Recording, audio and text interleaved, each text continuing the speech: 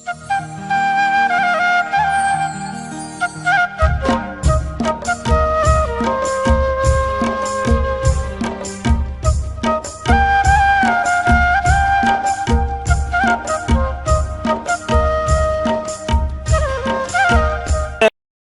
Online संख्या के माध्यम से महाराज श्री आपके चरणों में वंदन करते निवेदन कर रहे हैं। इंदौर से महक जैन नमोस्तु निवेदित करती हुई कह रहे महाराज जी, गुरुवर आज की पीढ़ी और हमारे जैन समाज से दोनों से जुड़ी हुई एक शंका है जिसे आपके सामने रखना चाह रहे हैं महाराज श्री। यदि कोई किसी व्यक्ति को पसंद करता है तो उसके विवाह के पहले उसकी क्या मर्यादा होनी चाहिए? उस संबंध में देखा गया है कि आज की पीढ़ी सिर्फ शारीरिक सुख के आवेश में आकर के अपने विवेक को खो बैठती है। तो मेरा सवाल यह है कि हम किस तरह पूरे होश से अपने रिश्ते को शारीरिक नहीं बल्कि मानसिक व आध्यात्मिक रूप से सहेज करके रख सकते हैं? इसका आध्यात्मिक रूप से क्या महत्व है? आज की जनरेशन ऐसे ब्रह्मचर्य को कैसे अपनाए? क्योंकि कहा गया है कि जल्दबाजी किसी भी कार्य की हानिकारक होती है। क्या हमारे जैन धर्म में श्रावक के इस अवस्था के लिए कोई आचरण लिखा है महाराज श्री? कृपया आपका मार्गदर्शन दें। देखो, मैं एक ही पंक्ति में बात कहूँगा, वो है मर्यादा। व्यक्ति को अपनी मर्यादा सुरक्षित रखनी चाहिए। जो मर्यादाओं के भीतर रहते हैं उनके जीवन में पवित्रता बनी रहती है, और मर्यादाओं का उल्लंघन कर देने से मामला बिगड़ जाता है। किसी भी तरह के संबंध जब तक पानी ग्रहण संस्कार न हो जाए तब तक विधेय नहीं है, नहीं होना चाहिए। हमें अपने सारे संबंधों को मर्यादाओं की सीमा में ही सीमित रखना चाहिए। आगे महेंद्र जैन पत्रकार इंदौर से नमोस्तु निवेदित करते हुए कह रहे हैं, गुरुदेव कहा जाता है कि पाप करने से मनुष्य नरक और त्रियंच गति में जाता है और पुण्य करने से देवगति में जाता है। तो महाराज जी फिर प्रश्न यह उठता है कि पुण्य व पाप करने वाला मनुष्य किस गति में जाएगा? जैसी बैलेंस शीट हो जाए।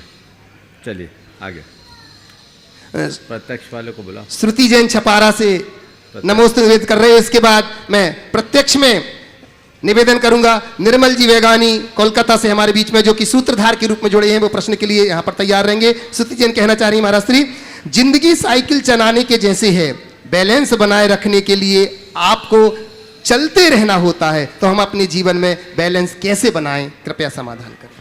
कहीं रुको मत, अवरोध मत आने दो। अपने लक्ष्य को अपने सामने रख करके चलो और जीवन को सकारात्मक दिशा देते रहो। चलिए बोलिए। श्रीमान निर्मल कुमार जी वेगानी सूत्रधार के रूप में, और वहीं तैयार रहेंगे लालचंद जी जैन वासी बूंदी से।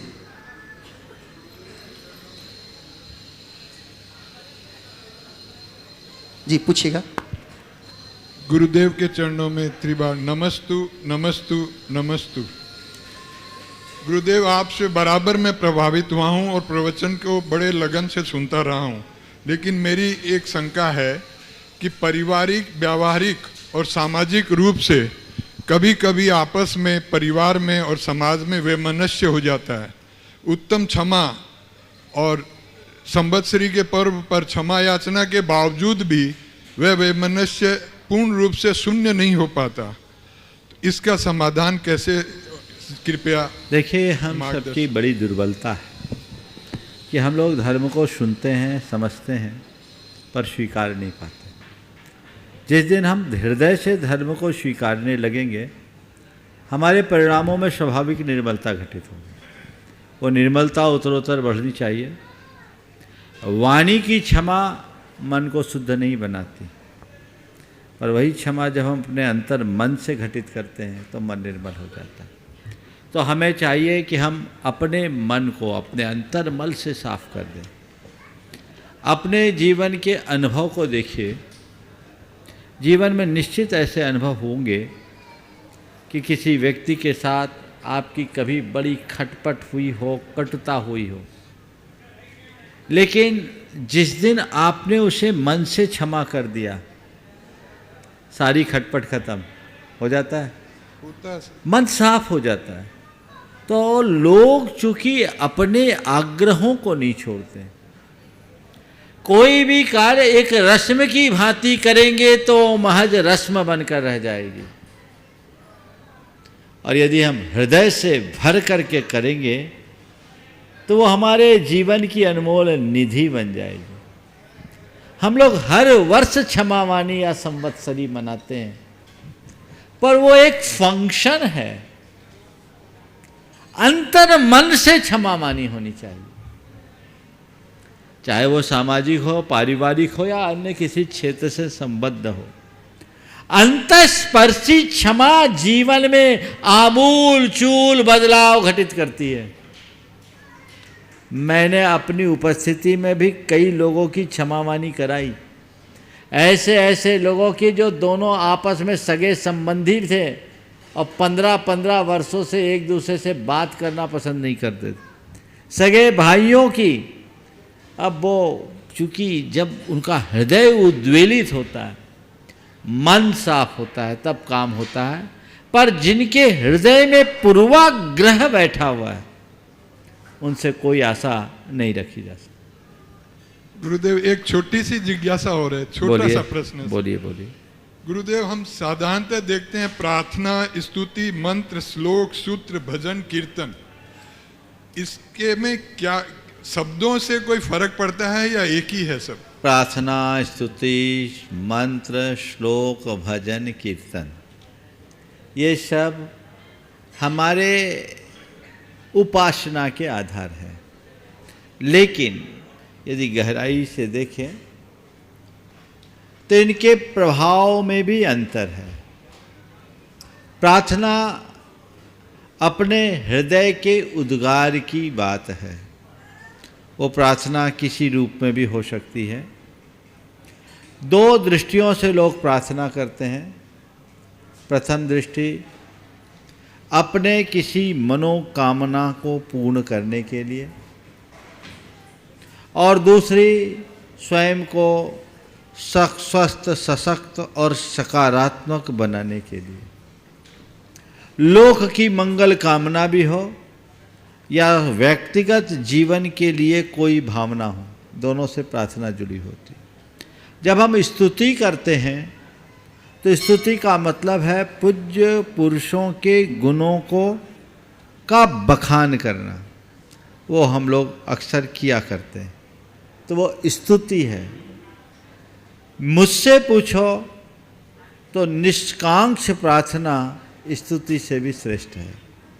मंत्र में किसी अक्षर विशेष के प्रति हम जब विशेष श्रद्धा से भरते हैं तो वह मंत्र होता है। इसी से स्तुति से स्तोत्र शब्द बनता है। भक्तामर स्तोत्र आदि पढ़ते हैं तो वो स्तोत्र बन जाता है। तो प्रार्थना, स्तुति, मंत्र जाप, भजन कीर्तन। भजन कीर्तन एक प्रकार के स्तवन का ही रूप है। पर इन सब में तुलनात्मक रूप से यदि कहें तो हम कह सकते हैं कि सबसे उत्तम जाप, मंत्र जाप। नमस्ते गुरुदेव, नमस्ते। हाँ, चलिए। लालचंद जी जैन वासी बूंदी से, और इसी के बाद तैयार रहेंगे मणि जी जैन पन्ना से, गुणायतन ट्रस्टी। पूज्य गुरुवर सत्संग त्रैबार नमोस्तु नमोस्तु नमोस्तु। गुरुदेव, मुनिराजों के उपदेश में कभी कभी पूर्व में किए हुए शुभ अशुभ कर्मों का लेखा जोखा सर्वोपरि माना जाता है। कभी कभी प्रसंगवश पुरुषार्थ से कर्मों की निर्जरा कर वीर से महावीर और आत्मा से परमात्मा बनना बताया जाता है। गुरुवर, मेरी शंका ये है कि इन दोनों में किसका महत्व ज़्यादा है?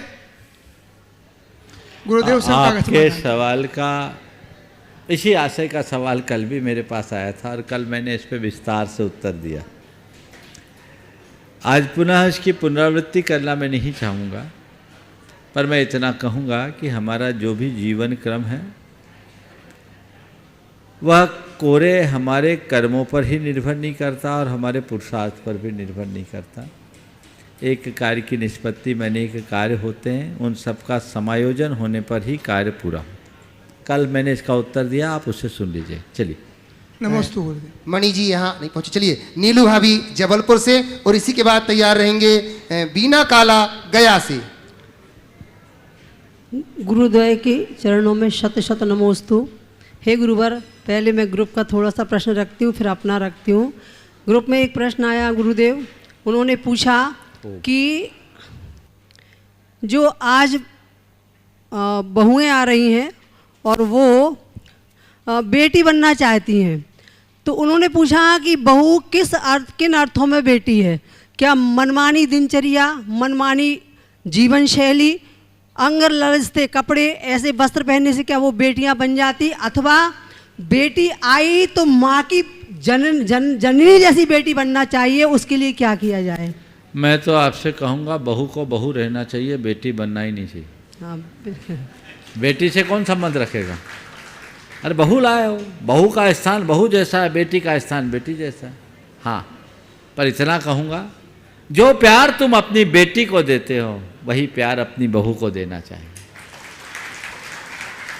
और बहू को चाहिए कि जैसा मान वो अपनी माँ का रखती है, वैसा ही मान अपनी सास का रखे, समाधान हो जाए। महाराज जी, अब मेरा प्रश्न है कि दुखद घटना ये है कि हम बड़े तो बहुत जल्दी हो जाते हैं, लेकिन समझदार बहुत देर से होते हैं। और महाराज जी, समय को अपने सबसे अनुकूल मित्र हम कैसे बनाएं? एक साथ दो फर्क। हम बड़े तो बहुत सहज हो जाते हैं, समझदार बहुत कठिनाई से होते हैं। और आपने पूछा है समय को अपने अनुकूल हम कैसे बनाएं। देखिए, हमारे जीवन में दो तरह का परिवर्तन होता है, एक प्राकृतिक परिवर्तन और दूसरा पुरुषार्थगत परिवर्तन। हमारे उम्र के अनुसार हमारा शारीरिक जो विकास है वो प्रकृतिगत परिवर्तन है, हर प्राणी में होता है, पूरी सृष्टि का ये नियम है। समय के अनुरूप चीज़ें बढ़ती है, इसमें हमें कोई पुरुषार्थ करने की ज़रूरत नहीं होती। अपने जीवन को देखो, बच्चे से यहाँ तक आ गए, इसमें हमने अपना क्या किया? प्रकृति ने बदला। लेकिन हम अपने अंदर की जो परिणति है उसे बदलने के लिए हमें पुरुषार्थ करना पड़ेगा, तो पुरुषार्थगत परिवर्तन है। तो जब हम पुरुषार्थ करेंगे, सही पुरुषार्थ करेंगे, तब हमारे भीतर समझदारी आएगी। तो हम बड़े होने के साथ साथ समझदारी को अपने जीवन में तभी घटित कर पाएंगे जब हम उस दिशा में पुरुषार्थ करेंगे, वैसा सोचेंगे, वैसा देखेंगे। नमोस्तु। मणि बीना जी जैन काला गया से। एक मिनट, कौन है? हे गुरुवर आप मणिभद्र जी, पन्ना मणि जी जैन, अच्छा ठीक। पन्ना। गुरुवर, मैं गृहस्थ में रहकर भी धर्म को, कर्तव्य को किस तरह निभाएं? गृहस्थ में रहकर धर्म और कर्तव्य को कैसे निभाए? जो गृहस्थों का कर्तव्य उसे करने लगो, धर्म भी निभ जाएगा, कर्तव्य भी निभ जाएगा।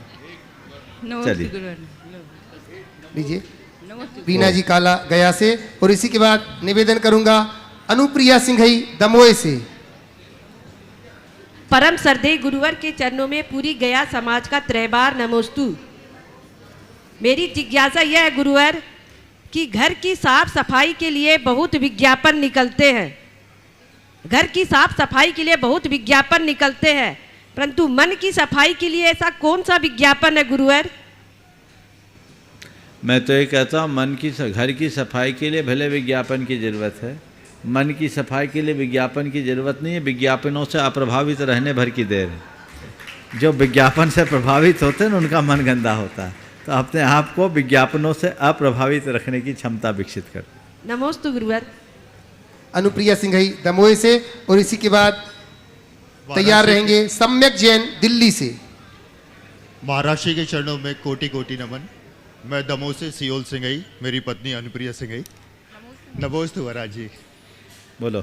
मेरा सवाल ये है कि यह संसार पुद्गल और आत्मा के मिलय से चलायमान है, तो क्या विदेश क्षेत्र, स्वर्ग और जम्मूद्वीप, इसमें भी पुद्गल उपस्थित होता है? कहाँ नहीं है, पूरे संसार में ठसाठस बराबर। चलिए, धन्यवाद। नमोस्तु महाराज जी। ओम। सम्यक जैन दिल्ली से, और इसी के बाद तैयार रहेंगे शौ अर्चना जी विमलचंद जी काला। महर्षि नमोस्तु नमोस्तु नमोस्तु। महर्षि, हमारी एक जिज्ञासा है, एक ही मंदिर में से एक ही भगवान की इतनी सारी सेम प्रतिमाएं क्यों होती है? बहुत अच्छा है।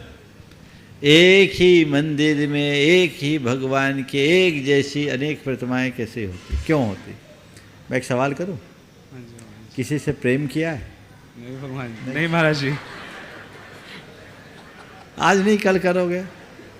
अगर किसी से प्रेम होता है तो उसकी कितने स्नैप्स रखने की इच्छा होती? अच्छा महाराज, होती है, होती है ना? महाराज जी, हाँ, समझ गया महाराज जी। समझ में आ गया? अरे मेरा भगवान से प्रेम है, जिधर देखो उधर भगवान ही भगवान, भगवान ही भगवान, कण कण में प्रभु की मूरत बसा लो। ये प्रभु प्रेम की अभिव्यक्ति है। समझ गए? महाराज जी, हमारी एक और छोटी सी जिज्ञासा हो रहा है। हाँ, पूछो। अगर गलती से हमें किसी जीव को कोई तड़पा दे या उसको कुछ हो जाए तो उसके पश्चाताप के लिए हम क्या करें? सबसे पहले अपनी निंदा ग्रहण करना चाहिए, कम से कम 9 बार नमोकार मंत्र पढ़ना चाहिए, और अगर पंचेंद्रिय जीव है तो गुरुओं से प्रायश्चित लेना चाहिए, नहीं तो भगवान के समक्ष जाकर क्षमा याचना करना चाहिए। नमोस्तु महाराज। चलिए, एक का ही अर्चना विमल चंद जी, और इसी के बाद तैयार रहेंगे सुषमा जैन करनाल से।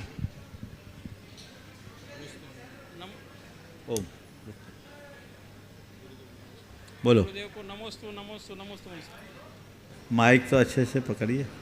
गुरुदेव के चरणों में नमोस्तु नमोस्तु नमोस्तु। मेरा प्रश्न ये है गुरुदेव, एक बच्चा जब कोई अच्छा काम करता है तो पिता का नाम लिया जाता है, और जब कोई गलती होती है तो माँ का नाम लिया जाता है, ऐसा क्यों? एक बच्चा कोई अच्छा काम करता है तो पिता का नाम लिया जाता है, और गलत काम करता है तो माँ का नाम लिया जाता है, ऐसा क्यों? देखो, इसके पीछे एक तर्क है और एक भावना है। पहले मैं तर्क की बात कर लेता हूँ, बाद में भावना। पेड़ लगाते हैं, कैसे उगता है? जब बीज बोया जाता है तब, है ना? बीज बोते तो अकेले बीज से पेड़ उगता है क्या? कब होता है? जब वो मिट्टी में जाता है, मिट्टी में समाता है, मिट्टी से उसको सारा प्रश्रय मिलता है, खाद पानी होता है, तब पेड़ बड़ा होता है। तो पेड़ को जन्म देने में बीज के साथ साथ मिट्टी का रोल है कि नहीं? बड़ा रोल किसका है? मिट्टी का कि बीज का? मिट्टी का। लेकिन पेड़ किसका कहलाता है? मिट्टी का कि बीज का? आम का बीज बोने के बाद जो पेड़ उगता है उसे आम का पेड़ कहा जाता है कि धरती का पेड़? समझ गए? बात समझ में आई? तो मां संतान को जन्म देती है, 9 महीने अपने पेट में रखती है, पर बीज कौन डालता है? पिता। इसलिए पेड़ किसका कहलाता है? पिता। तो फलेगा तो नाम किसका होगा? पिता का। पर पेड़ ढंग से नहीं उगा तो दोष किसको दिया जाता है? मिट्टी खराब है। समझ गए ना? जोर से तो बजाओ।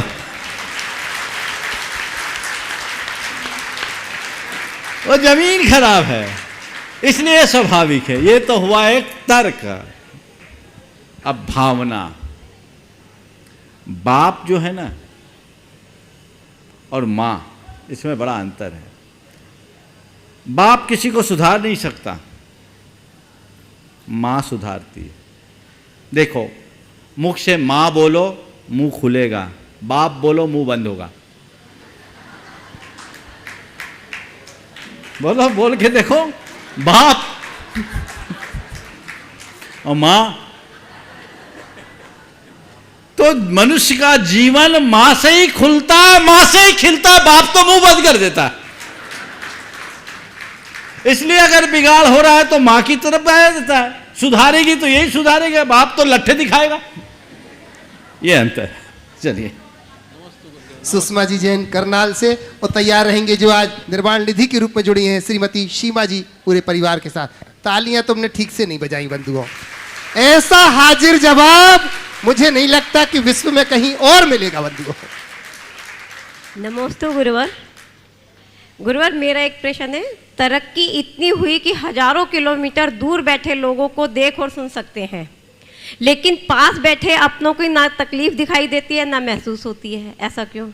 ऐसा इसलिए कि हम भौतिक स्तर पर तो अपने आप को समर्थ बना दिए, पर आंतरिक स्तर पर उतने ही कमज़ोर हो गए। जब मनुष्य भौतिक रूप में समृद्ध हो जाए और आंतरिक रूप से कमज़ोर हो जाए तो यही परिणाम है।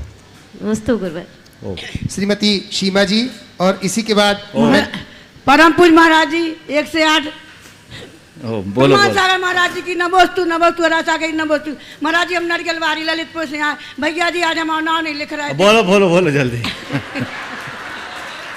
जल्दी बोलो। महाराज श्री हम अपने 16 की रोटी बनाते हैं, फिर हमारी बहू चप्पल पहन के आ जाती है, इसका क्या उपाय है महाराज जी? नमस्ते।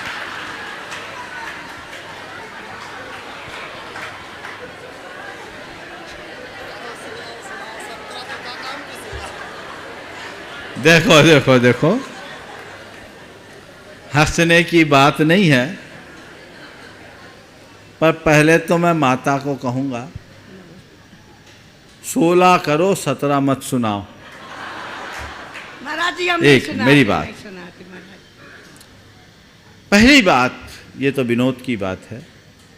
घर में यदि कोई 16 करता है तो आपको चाहिए कि आप उसके सहयोगी बने। अगर इस तरह का कृत्य होता है तो ये घोर पाप है। जो भी ऐसा करते हैं वे महान पाप के भागी होते हैं। उन्हें तो इस बात का गर्व होना चाहिए कि आज मैं भाग्यशाली हूँ, मेरे घर में व्रती है। शास्त्र में तो व्रती की सेवा करने को शाता वेदनी कर्म के आश्रव का हेतु बताया। तो ऐसा भाग्य सहयोगियों पुण्य से मिलता है, सहयोगी बनो। लेकिन जो 16 करने वाले हैं वो 16 तो करे पर 16 ना बने। समझ गए? वो कई बार 16 जैसे भड़क जाते हैं। हालांकि ये भी स्वाभाविक है, क्योंकि जब उनके व्रतों में दोष लगता सा दिखता है तो उनका हृदय टूट जाता है। मैं इस माता की बात को ध्यान में रखते हुए, हो सकता है इनकी बहू तो अच्छी होगी, शायद ये औरों की बहुओं के लिए पूछ रही हो लेकिन जो भी हो, अगर ऐसी कहानी है तो वो ठीक कर लेना चाहिए। श्रीमती सीमा जी जैन, और इसी के बाद तैयार रहेंगी गजल जैन, रिमी जैन, जयसी नगर से। महाराज श्री के चरणों में त्रैबार नमोस्तु नमोस्तु नमोस्तु। महाराज श्री मेरा प्रश्न है कि जीवन में जब धर्म प्रकट होने लगता है तो लौकिक इच्छाएं समाप्त होने लगती हैं, ऐसा क्यों?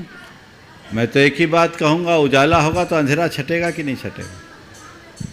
तो धर्म प्रकट होगा तो इच्छाएं शांत होगी, और यही धर्म का सच्चा फल भी है। बोलिए। महाराज श्री नमोस्तु। महाराज श्री मैंने एक जगह दान दिया था डॉग्स के लिए, पर मेरे को पता नहीं था कि वहाँ पे मांसाहार का सेवन मतलब कराया जाता है डॉग्स को। तो हमें उसका कितना पाप लगता है अगर हमको नहीं पता होता तो? अब कर दिया सो कर दिया, आगे समझ कर करना। चलो। गजल जैन और फिर रिमी जैन, जयसी नगर से।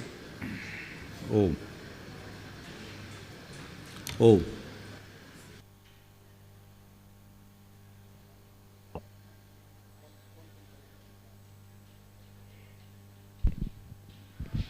नमोस्तु महाराज जी। महाराज जी मेरी शंका ये है कि मैं भोपाल में हॉस्टल में रहती हूँ, तो उसमें जैन लड़कियाँ भी रहती हैं और अदर कास्ट भी रहती हैं। तो महाराज जी अदर कास्ट लड़कियों के घर में अशुद्ध वस्तुओं का सेवन होता है, लेकिन महाराज जी उनकी जैन धर्म के प्रति बहुत रुचि है कि जैन धर्म में क्या होता है, जैन साधु क्या होता है, मुझे जैन जिनालय देखना है। तो गुरुजी हम उनको जैन मंदिर ले जा सकते हैं और गंदू तक लगा सकते हैं क्या? हाँ ले जाओ, बस बोलो कि जिस दिन घर कम से कम जैन मंदिर जाओ उस दिन शुद्ध रहो। हो सकता है मंदिर के दर्शन करके उनकी भावना शुद्ध हो जाए और वो सुधर जाए। चलिए। नमोस्तु महाराज जी। महाराज जी कहते हैं शुद्ध वस्त्र पहन के ही अपन को शास्त्र स्वाध्याय करना चाहिए, लेकिन महाराज जी आज की पीढ़ी हम जैसे लोग शुद्ध वस्त्र पहन के मंदिर जी नहीं जाते, तो क्या महाराज जी हम लोग शास्त्र स्वाध्याय से वंचित रहेंगे? तो क्या करना चाहिए? कुछ नहीं करना चाहिए, थोड़े वस्त्रों की शुद्धि का ध्यान रख लेना चाहिए, काम हो जाएगा। जितनी आप जिस चीज़ की मर्यादा का जितना पालन करोगे उतना असर होगा। खुद अनुभव करो, जब आप शुद्ध वस्त्र पहनते हो तब की मनोदशा में और सामान्य वस्त्रों में रहते हो तब की मनोदशा क्या एक सी होती है? थोड़ा सा आलस छोड़ दो, कितना बड़ा परिवर्तन आएगा। हम हर जगह जाते हैं जहाँ ड्रेस कोड का नियम होता है, हम ड्रेस कोड पालन करते हैं कि नहीं करते? बोलो। जहाँ ड्रेस कोड बना होता है उसको हम पालन करते हैं कि नहीं करते हैं? तो क्या हम मंदिर के लिए इतना नहीं कर सकते कि शुद्ध वस्त्र में जाए, उसका ड्रेस कोड हो? माने हमारे लिए मंदिर इतना कॉमन प्लेस है कि चाहे जैसे चाहे जब चाहे जो चले जाए? नहीं, हमारी प्राथमिकताएं बदलनी चाहिए और मंदिर में मंदिर की भांति जाना चाहिए। ओम। बंधुओं, बड़े सम्मान के साथ मैं आज आवाज दे रहा हूं जिन्होंने अपने आप को गुणायतन से शिरोमणि संरक्षक के रूप में जोड़ा है। मैं चाहूंगा कि जोरदार कलतब ध्वनि से ऐसे परिवार का अभिनंदन किया जाए। श्रीमान पवन कुमार जी जैन, श्रीमती रेणु जैन, शरद जी जैन, श्रीमती गीती जैन, नितिन जैन, जूही जैन, सिडनी से हमारे बीच में। मैं निवेदन करता हूं पूरा परिवार, सिडनी ऑस्ट्रेलिया से हमारे बीच में बंधुओं, मैं निवेदन करता हूं जो कि गुणायतन के अभी तक ट्रस्टी थे, आज शिरोमणि संरक्षक के रूप में जुड़ चुके हैं। मैं पूरे पर 7 समुंदर दूर रह करके भी जिन्होंने अपने आप को धर्म से जोड़ लिया है, इनका अभिनंदन करने के लिए बड़े सम्मान के साथ आवाज दे रहा हूं हमारे गुणायतन के यशस्वी कोषाध्यक्ष श्रीमान NL जैन साहब से। कृपया आइएगा। और साथ ही साथ हमारे गुणायतन CEO श्रीमान सुभाष जी से निवेदन करता हूं, पूनम जी से, कि आइएगा, इनका अभिनंदन करेंगे। अभिनंदन करने के लिए मैं राजरानी जी से निवेदन करता हूं कि कृपया यहां पर उपस्थित हैं, आप भी आइएगा। और सरिता जी से निवेदन करता हूं इनका अभिनंदन करने के लिए यहां पर उपस्थित रहे। जोरदार तालियों के साथ अभिनंदन करते हैं बंधुओं। और इसी क्रम में बंधुओं अभिनंदन हो रहा है, मैं लता जी गंगवाल हमारे बीच में उपस्थित हैं जो कि गुणायतन की मंत्री हैं। मैं निवेदन करता हूं कि हमारे शिरोमणि संरक्षक की इस परिवार का अभिनंदन करने में आपकी सहभागिता हो। मैं पूनम जी से भी निवेदन करूंगा, आप जरूर इसमें सहभागिता निभाएं।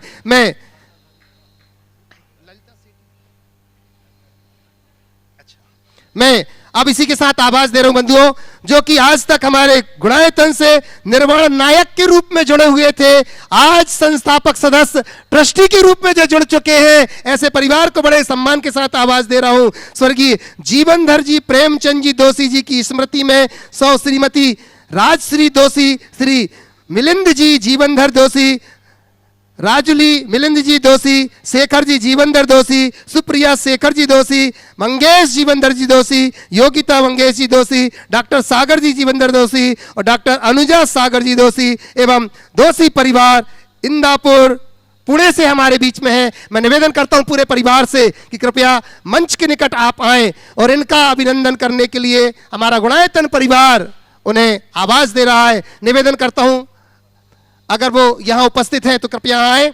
चलिए जोरदार तालियां बजा करके हम उनका अभिनंदन करते हैं। और अगले प्रश्नकर्ता के रूप में मैं निवेदन करूंगा हमारा सिडनी वाला ऑस्ट्रेलिया से परिवार यहां पर उपस्थित है, इस परिवार से वो अपने यहां पर जिज्ञासा रखेंगे और इसी के साथ तैयार रहेंगे। निवेदन करूंगा ललिता जी सेठी कोलकाता गुणायतन ट्रस्टी अगले प्रश्न के रूप में आप अपना प्रश्न रख रहे हैं। निवेदन कर रहा हूं मैं हमारे पवन जी, श्रीमती रेणु जी, शरद जी, श्रीमती गीता जी, नितिन जी, जूही जी, सिडनी वाले परिवार से। जी हाँ, बोलिए। नमोस्तु नमोस्तु नमोस्तु महाराज श्री। हम सिडनी से हैं और अभी हमारा सिडनी में एक छोटा सा मंदिर है। हमारी कमेटी का मन बना है कि मंदिर को बड़ा बनाया जाए, अपनी ज़मीन लेके अच्छे बड़े स्तर पे बनाया जाए, धर्म की प्रभावना बढ़े। तो एक तो आपसे आशीर्वाद चाहिए उसके लिए, और दूसरा हम इस चीज़ को इस प्रयत्न को कैसे आगे बढ़ाएं, प्रयास को आगे कैसे बढ़ाएं, उसके तरफ अगर आप कुछ हमें बता सकें तो बहुत अच्छा रहेगा। बहुत बहुत आशीर्वाद है तुम्हें और तुम्हारे साथ पूरे सिडनी के लोगों को। मुझे बहुत प्रसन्नता है कि सिडनी में रह कर के भी इस प्रकार की धर्म परायणता है और निश्चित तुम्हारे माता पिता जो खुद व्रती हैं उनके संस्कारों का सुफल है। मुझे तब बहुत अच्छा लगता है जब लोग 7 समंदर पार बसते हुए भी धर्म की अलख अपने हृदय में जगाए दिखते हैं। बहुत बहुत प्रसन्नता है और इसके लिए मैं तुम्हारे साथ पूरे सिडनी के लोगों को, और भी लोग हैं सिडनी से, अनेक लोग हैं जो यहाँ से जुड़े हुए हैं, सभी को मैं आशीर्वाद देता हूँ। आप लोगों के हृदय में जो वहाँ एक मंदिर बनाने का भाव हुआ है ये बहुत ही प्रशंसनीय और अनुकरणीय है। अभी तो शायद चैत्यालय है लेकिन एक अलग भूखंड लेकर मंदिर बना रहे हैं। मैं इस युग को एक प्रकार से स्वर्ण युग के रूप में देखता हूँ जो आज 7 समुंदर पार भी भव्य भव्य जिनाले बनने लगे हैं। आज पूरे अमेरिका में, यूरोप में, ऑस्ट्रेलिया में, एशिया के भी कई देशों में लोगों ने मंदिरों का निर्माण किया है। इससे हमारे आने वाले दिनों में जिन शासन की महती प्रभावना होगी, जैन धर्म की ध्वजा दिग दिगंत तक व्याप्त होगी। मेरा बहुत बहुत आशीर्वाद है। आपने पूछा है हम इसके लिए क्या प्रयत्न करें। आप लोग संकल्प बनाए रखें। एक बात मैं कहूँगा सारे भारत वालों को, कल इन्होंने जब मुझे बताया मैं अभिभूत हो गया।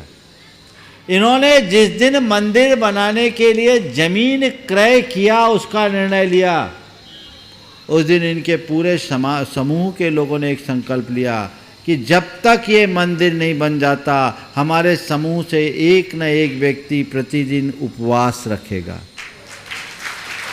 ये इनका त्याग है।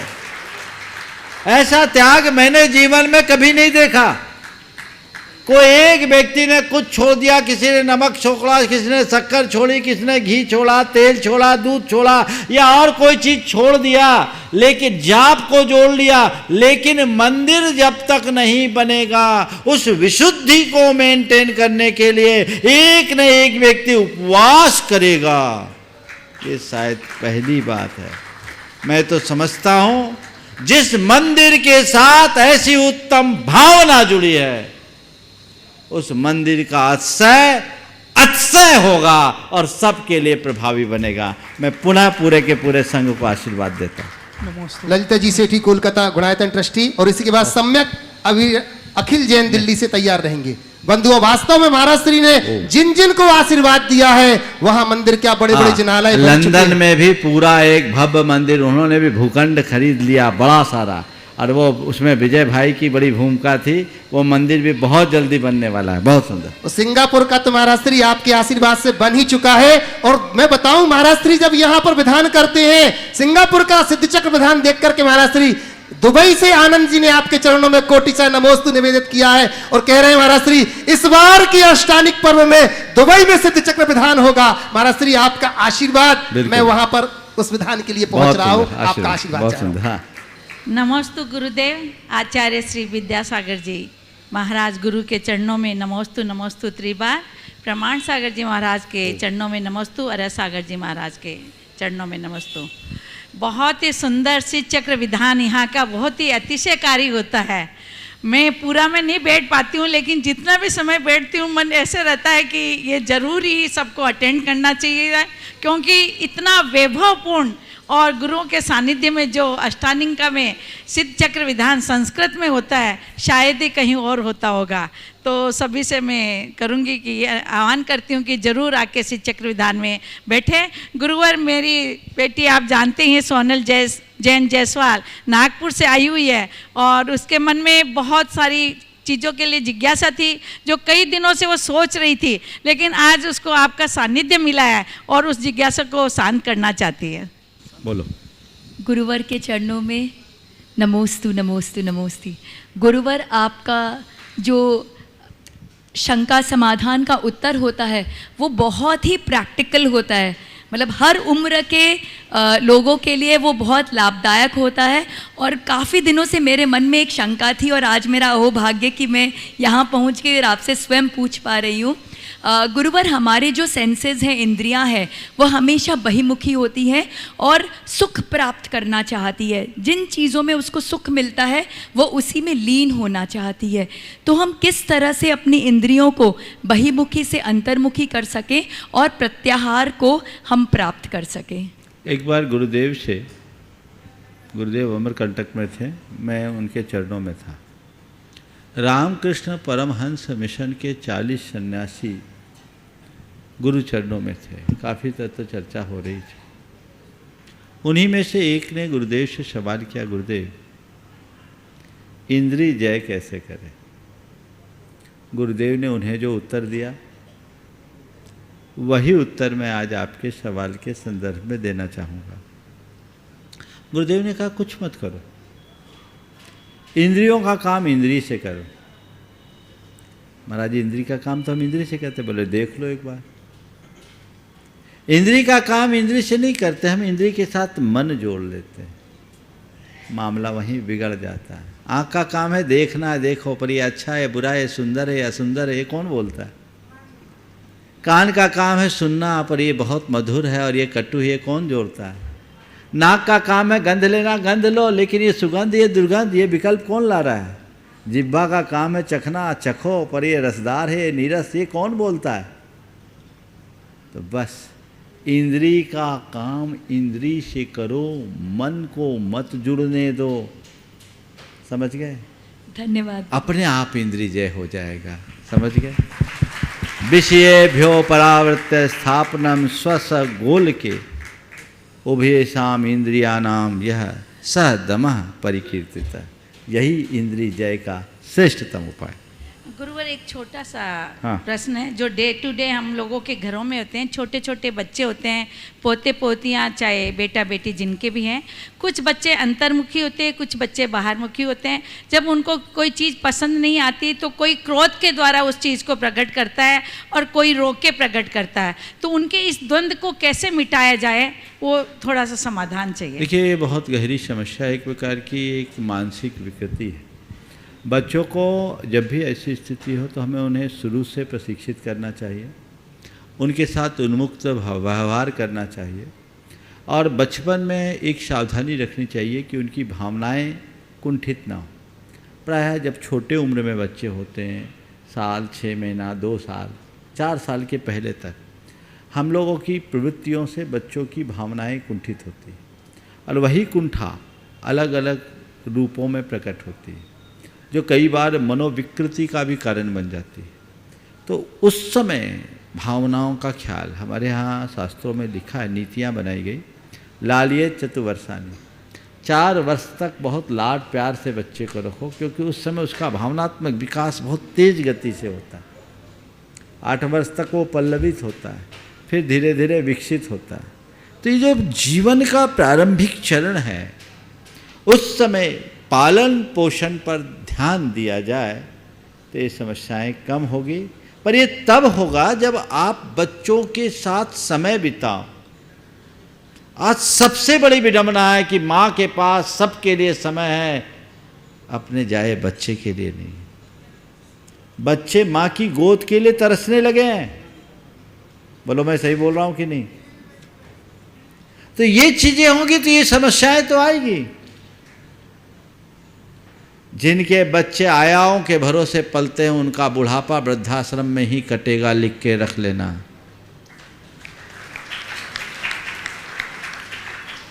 तुम चाहते हो कि तुम्हारा बच्चा तुम्हारा पालनहार बने, तो उसको अपने हृदय से लगा के रखो। तुम्हारे हृदय के स्पंदनों से उसके स्पंदन मिलना चाहिए, तब जीवन धन्य हो। ओम। चलिए सम्यक जी, अभी अखिल जी दिल्ली से, और मैं बड़े सम्मान के साथ निवेदन करूंगा प्रांतीय अध्यक्ष मालवा से, गुणायतन के जो प्रांतीय अध्यक्ष हैं श्रीमान सुनील जी, रजनी जी बिलाला, राजरानी जी बिलाला यहाँ पर उपस्थित, निवेदन कर रहा हूँ कृपया यहाँ आइएगा। और साथ ही साथ संजय जी, सरिता जी बिलाला जो कि हमारे गुणायतन के ट्रस्टी हैं, दोनों एक साथ निवेदन कर रहा हूँ अपना प्रश्न बोलो। नमस्ते माश्री। माश्री, जब शादी होती है किसी लड़के लड़की को, तो उसके बहुत घर वाले बहुत सारी फ़ोटोज़ या फिर उसे बोलते हैं अलग अलग लड़कियों से मिलने के लिए, तो इसमें किसी प्रकार का दोष या कोई ये धर्म की कितना अनुकूल है कि हम देखो, ये सवाल आज पहली बार किसी युवक ने पूछा। अगर हम शास्त्रों की संहिता की दृष्टि से बोले तो मैं कहूँगा ऐसा होना ही नहीं चाहिए। पुराने ज़माने में माँ बाप तय कर देते थे, बच्चा तो शादी के टाइम में ही बच्ची को देखता था, होता था। पर आज के समय में देखा देखी के बिना काम नहीं होता। एक के बारे में तो मैंने सुना, उसे 70 लड़कियां देख लिया, अभी तक पसंद नहीं आई। 70 अब बताओ, कुछ ना कुछ कमी। हम बोले देख लो, ऐसी मिलेगी जिंदगी भर झेल नहीं पाओगे। ये क्या है? पर अब जो मैंने बात की जो संहिता की दृष्टि से, तो ये चुनाव माँ बाप को करना चाहिए, लेकिन आजकल का चलन है। दूसरे संदर्भ में मैं कहूँ कि पहले बिना देखे संबंध होता था तो बढ़िया से निपटा था, अब देख के संबंध होता है तो भी फिर दिक्कत होती। समझ गए? तो उत्तम तो यही है, पेरेंट्स पर भरोसा रखो, उनकी आंखें अनुभवी हैं। आप जिसको मेरे लिए चुनोगे अच्छा ही चुनोगे, मैं क्यों चुनूँ? लेकिन अगर ये मन नहीं स्वीकारता तो करना पड़ता है, इसके लिए मैं क्या कहूँ। लीजिएगा धन्यवाद महाराज। निवेदन सुनील जी और संजय जी लाला, और इसी के बाद निवेदन करूंगा हमारे दोनों ब्रह्मचारी भैया अनिल भैया और धर्मेंद्र भैया, अनिल जी जो कि न्यायाचार्य हैं, धर्मेंद्र जी जो कि संस्कृताचार्य हैं, और मैं सम्मान के लिए यहाँ आवाज दूंगा तब तक पहुंचेंगे जो आज ट्रस्टी के रूप में हमारे बीच में यहाँ पर उपस्थित है। निर्माण नायक से स्वर्गीय जीवनधर जी प्रेमचंद जी दोषी की स्मृति में 100 श्रीमती राजश्री जी दोषी और मिलन जी जीवनधर पूरा परिवार यहाँ पर उपस्थित है। कृपया यहाँ निकट आ जाए, वो मंच के ऊपर आ जाए पूरा परिवार। नमस्ते गुरुवर। परिवार में गृहस्थी में जो सदस्य होते हैं, कुछ धर्मात्मा होते हैं, कुछ कम धर्मात्मा होते हैं, कुछ धर्मात्मा नहीं होते हैं। जो धर्मात्मा होते हैं व्रतों में आगे बढ़ते हैं, तो जो दूसरे सदस्य होते हैं वो उनको रोकते हैं कि भाई ज़्यादा व्रत मत करो, नहीं तो आगे तकलीफ आएगी, बीमार हो जाओगे तो क्या करोगे। अब वो मान लो व्रतों में आगे बढ़ जाते हैं, वो मान लो कोई उसमें कभी शीतलता आ जाती है तो उनको मना किया जाता है कि उनको तंज कसा जाता है कि भाई हमने तो पहले ही मना करा था और आप ये करने लग गए, अब भुगतो। तो अब ये जो होते हैं धर्मात्मा या व्रतों में जो करते हैं, तो वो अपना समायोजन कैसे करें? बहुत अच्छा सवाल। जो धर्मात्मा उसको रोक टोक करते हैं उनको कितना वो पाप पुण्य क्या लगता है? बहुत अच्छा सवाल किया। ऐसा अक्सर होता है। सबसे पहले तो मैं लोगों को सुझाव दूंगा कि अगर कोई व्यक्ति धर्म मार्ग में आगे चल रहा है तो तुम उसके लिए सहायक न बन पाओ तो कोई बात नहीं, कम से कम बाधक मत बनो, उसके अनुमोदक बनो, आलोचक नहीं। वो कर रहा है, स्वाश्रित होकर कर रहा है, और कदाचित उसकी कोई शिथिलता आ रही है तो तुम सहयोग करके उसकी सेवा करो, ये भी तुम्हारा पुण्य है। और हो सकता है वो धर्मात्मा धर्म कर रहा है और काम नहीं कर रहा है, व्यापार व्यवसाय, लेकिन कहीं ना कहीं उसका ही पुण्य तुम्हारे पूरे घर को चला रहा है। मैं एक ऐसे युवक एक ऐसा युवक है मेरे संपर्क में जिसके पिताजी व्रती हैं और प्रतिदिन माला फेरते हैं, 52 माला का नियम है। वो अपने पिताजी की बड़ी सेवा करता है और क्या कहता है, महाराज जी हमारे पिताजी दिन भर माला गिनते हैं तो हम नोट गिन पाते हैं। सोच, बोले हमारे पास जो है उनके ही के पास है, महाराज हमारी कोशिश होती है कि इनको कोई कमी ना हो। तो ये उत्तम भाव होना चाहिए। जो ऐसा करते हैं, माने आलोचना करते हैं, तंज कसते हैं, वे महान पाप का बंद करते हैं। ऐसा नहीं होना चाहिए। संजय जी और निवेदन करूंगा, ट्रस्टी परिवार से निवेदन करूंगा, आप ऊपर आ जाएं। इसको हो जाने दो। हाँ बोलिए। नमोस्तु गुरुवर।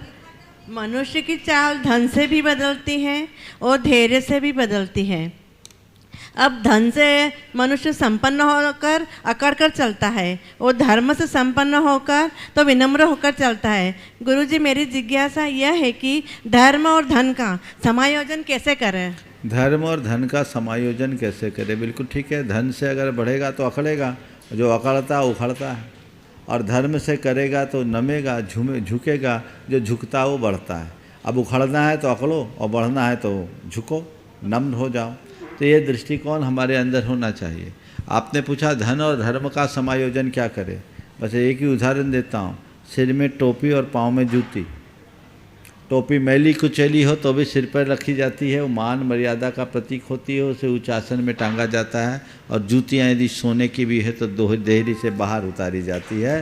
तो धन को जूती के बराबर मानो और धर्म को टोपी की भांति देखो। नमस्ते गुरुवर। संजय जी, बिलाला और दोनों भैया जी। नमस्ते गुरुवर। गुरुवर, आपने प्रवचन में बताया था कि एक लक्ष्य निर्धारित करें और उसको आगे बढ़ के प्राप्त करने का प्रयास करें। एक शक्तिशाली सिंह भी अपने लक्ष्य की प्राप्ति करता है तो 2 कदम पीछे जाता है, फिर अपना लक्ष्य प्राप्त करता है। तो क्या हमें भी हमारा लक्ष्य प्राप्त करने के लिए पीछे मुड़कर देखना चाहिए या सिंहावलोकन करना चाहिए?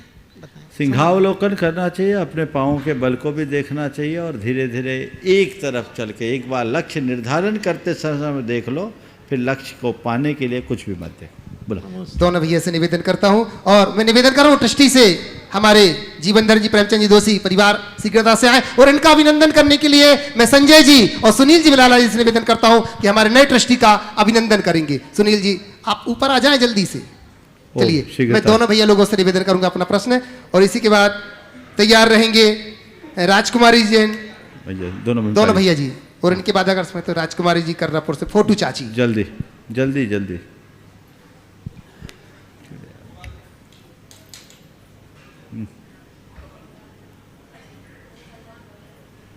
ओम, सब आ गए, बहुत बढ़िया, चलिए बहुत बढ़िया। आइए दोनों भैया लोगों से निवेदन, हाँ अनिल भैया और धर्मेंद्र भैया। इनके परिवार से किसी का सवाल है क्या? हाँ नहीं, चलो आइए, ताली बजाकर जोरदार इनका अभिनंदन करते बंधुओं। आज इन्होंने ट्रस्टी के रूप में अपने आप को निर्माण नायक से जोड़ लिया है। बोलो। पूज्य मुनिराज द्वय के चरणों में बारंबार नमोस्तु। पूज्य श्री, मेरा प्रश्न है, जैन समाज के द्वारा भारतवर्ष में अनेक विद्यालय महाविद्यालय संचालित हैं। इन महाविद्यालयों में जैन धर्म के मूल सिद्धांतों का अध्ययन कैसे प्रारंभ किया जाए, इसमें विद्वानों की, ब्रह्मचारियों की और श्रावकों की क्या भूमिका हो सकती है, इस विषय में आपका भी मार्गदर्शन प्राप्त हो तो। देखिए, जैन धर्म के मूलभूत सिद्धांतों का अध्ययन हमें आधारभूत तरीके से कराना चाहिए। जो भी हमारे जैन धर्म के सिद्धांत है उसे ठीक तरीके से लोग अपनाएं और आज के हिसाब से इसे जो पाठ्यक्रम में है उसको प्रोत्साहित करने का प्रयास करना चाहिए।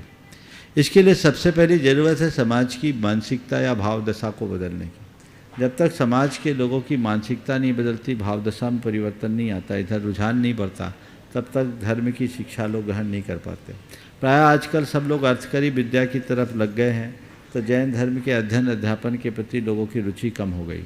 जबकि आज से 2 दिन पहले भी मैंने कहा था, विभिन्न विश्वविद्यालयों में जो पाठ्यक्रम चल रहा है उसमें लोग दाखिल हों ताकि जैन मान्यता बनी रहे। अभी मुझे मालूम पड़ा USA में, अमेरिका में 40 विश्वविद्यालयों में जैन धर्म का पाठ्यक्रम रखा गया है। हाँ जी जी। और उसमें अहिंसा और आहार विज्ञान को जोड़ा गया है। 40 विश्वविद्यालय, ये बहुत गौरव का विषय है। जैन धर्म के विषय में भारतवर्ष के लोगों को भी सोचना चाहिए। ब्रह्मचारी धर्मेंद्र भैया जी संस्कृताचार्य और सोनल जी जैन। ओम। विलक्षण प्रतिभा के धनी मुनिश्रेष्ठ के श्री चरणों में कोटि से नमोस्तु। साथ में विराजमान मुनिश्री के चरणों में नमोस्तु। महाराज श्री, अभी मेरी जिज्ञासा से जुड़े हुए कुछ 2 प्रश्न भी आए थे, सास बहू वाला, और एक युवा ने प्रश्न किया था। उसी प्रकार का प्रश्न है कि विवाह के बाद जो युवा पीढ़ी है, युवती वर्ग हो चाहे युवा वर्ग हो, उनके मानसिक विचलन के कारण परिवार में कलह, अशांति, संयुक्त परिवार का विघटन, तलाक, ऐसी आदि अनेक समस्याएं होती है। और वो समस्या हम समाज में रहते हैं तो कई बार ऐसी समस्याएं सामने आती है। तो उस मानसिक विचलन का समाधान कैसे हो, उसमें श्रावकों की, विद्वानों की और हम जैसे व्रती लोगों की क्या भूमिका देखिए, हो? मानसिक विचलन का समाधान कैसे हो, बात की बात है। विचलन हो ही नहीं है कैसे, इसकी बात हमें करनी चाहिए और इसे प्रारंभिक तौर से ही हमें देखना चाहिए, तभी हम कुछ अच्छा कर पाएंगे।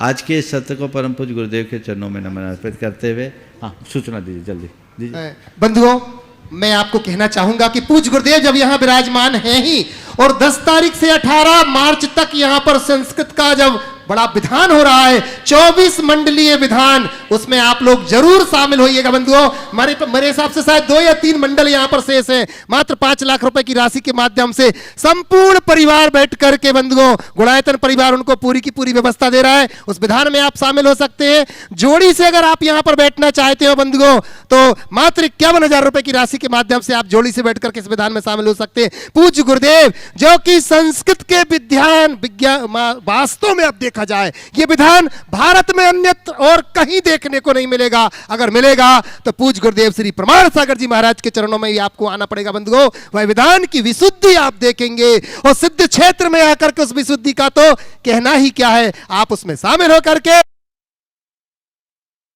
यह कार्यक्रम प्रारंभ हो, उसके पूर्व अपन चलते हैं। जिन्होंने असंख्य भव्य जीवों को, शंकाओं की नदी में बह रहे असंख्य भव्य जीवों को जिन्होंने समाधान की नौका लेकर के तारा है, ऐसे पूज्य गुरुदेव के चरणों में अपन वंदन करने के लिए चलते हैं। मैं अपनी ओर से और अपनों की ओर से भो स्वामी नमोस्तु नमोस्तु नमोस्तु। बंधुओं, यह कार्यक्रम प्रारंभ करें उसके पूर्व हमें बड़ी प्रसन्नता है। देश में, पूरे विश्व में एक ही आयतन, ऐसा आयतन है बंधुओं, जहां पर मिथ्यात्व से लेकर के मोक्ष गमन तक की यात्रा को सचित्र दिखाया जाएगा, और वो है गुणायतन। और उस गुणायतन से जुड़ने वाले अनेक लोगों ने अपनी स्वीकृतियां दी हैं, हमें बड़ी प्रसन्नता है, और मैं उनके नामों की उद्घोषणा अवश्य करना चाहूंगा। बंधुओं, आज जो निर्वाण निधि के रूप में यहां पर जुड़े हुए हैं, ऐसे स्वर्गीय सोहन लाल जी छावड़ा, श्री विनोद कुमार जी, मंजू देवी छावड़ा, श्री वरुण कुमार जी जैन छावड़ा, धुबरी असम से जोरदार ताली बजाकर उनका अभिनंदन करते हैं। वहीं श्री नरेंद्र कुमार जी जैन, श्रीमती प्रभा जी जैन, यह कार्यक्रम प्रारंभ हो उसके पूर्व अपन चलते हैं, जिन्होंने असंख्य भव्य जीवों को, शंकाओं की नदी में बह रहे असंख्य भव्य जीवों को जिन्होंने समाधान की नौका लेकर के तारा है, ऐसे पूज्य गुरुदेव के चरणों में अपन वंदन करने के लिए चलते हैं। मैं अपनी ओर से और अपनों की ओर से भो स्वामी नमोस्तु नमोस्तु नमोस्तु।